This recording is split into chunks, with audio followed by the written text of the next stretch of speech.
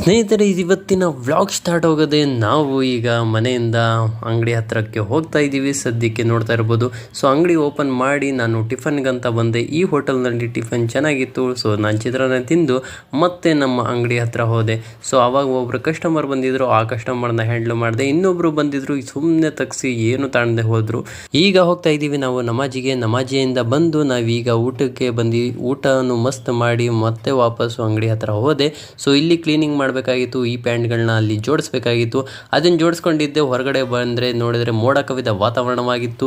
So ಅದನ್ನು ನೋಡಿಕೊಂಡು ಒಳಗಡೆ ಹೋಗಿ ಇದನ್ನೆಲ್ಲ ತೆಗೆದಿದ್ರಲ್ಲ ಅದನ್ನೆಲ್ಲ ಜೋಡಿಸಿ ಈ ಪ್ಯಾಂಟ್ಗಳನ್ನು ಕಂಪ್ಲೀಟ್ ಮಾಡಿ ಕೆಲಸನ.